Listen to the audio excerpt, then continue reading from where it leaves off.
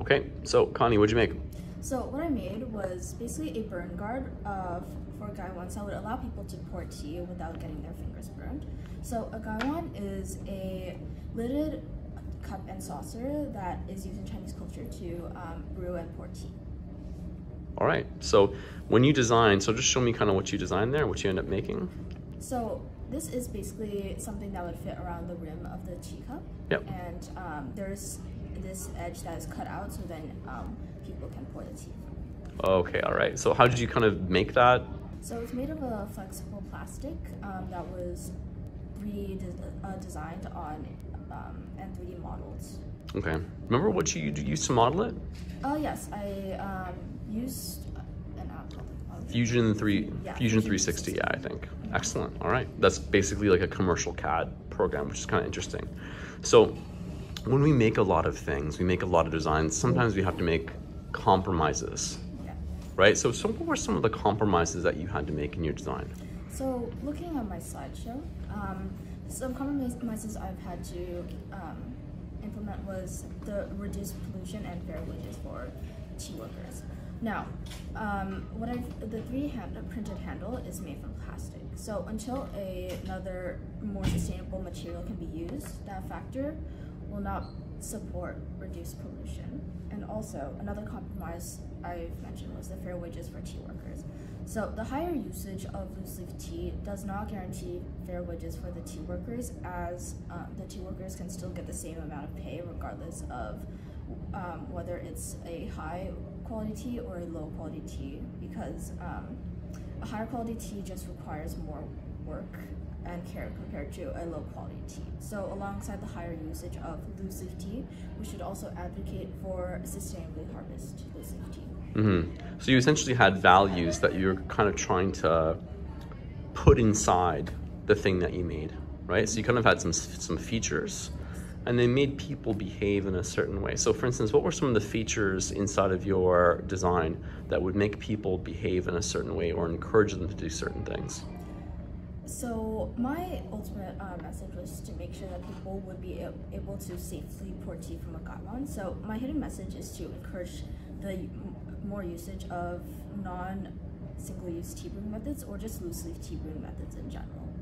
So regardless of what non-single tea brewing method people use, whether it be using a tea ball, a teapot, or with a gaiwan, my invention helps people that may want to use a gaiwan for that purpose more safely. Mm-hmm.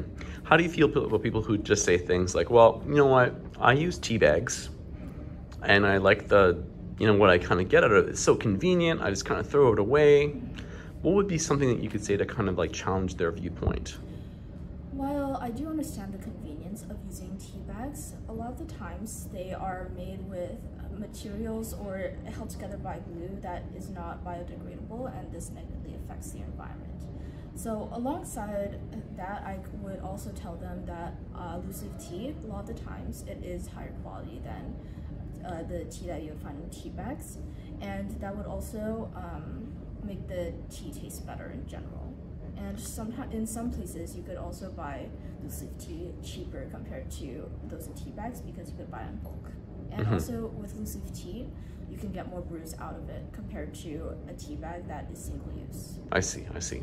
So when it comes to things like values, some people will say things like science is very value free or mathematics is very value free. Do you think that when you look at the things that you've researched and the things that you've invented, that science and math are value free human activities? No. So, for example, if we take the tea bags into account, a lot of the times the values that are put into that by the companies is making sure that it's convenient, inexpensive to produce, and also cheap for people to buy.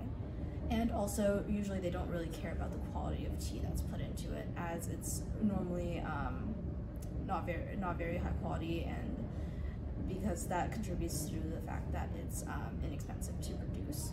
And a lot of the times this has a negative side to it as well. And normally the people that are producing the tea workers do suffer because of that. Mm-hmm. And you have a competing set of values, Yes. essentially, in your product, right? So you went ahead and you had to make a network map in your project, right? And in your network map, you talked about, let's say, a company that makes tea bags, for instance, has a bunch of other things, actants or stakeholders connected to it. What would be some of the stakeholders connected to, let's say, like a tea bag company? So a tea bag company would have people, the tea workers, because they essentially produce the tea, and without them, they wouldn't really be able to sell the tea as well.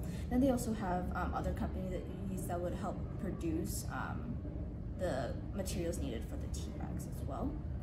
But then sometimes, depending on the materials they would use, that would negatively affect the environment. And then there's also the governments that sometimes they would have regulations, sometimes they don't, and that would negatively affect the production of the tea bags. Mm-hmm. So for, let's say you wanted to go up against one of those giant tea bag producing companies, Yes. right? And you would we want to make your own values essentially win. What kinds of things would you have to have essentially on your side?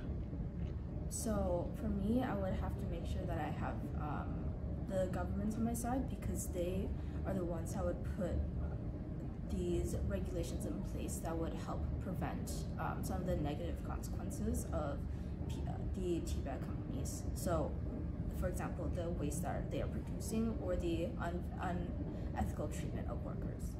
Excellent, yeah. Who else do you think you could, let's say you wanted to have your tea guard go totally incredibly popular, I can find it everywhere, and everyone's using that, and everyone's using different methods of, tea making and tea preparation besides those tea bags.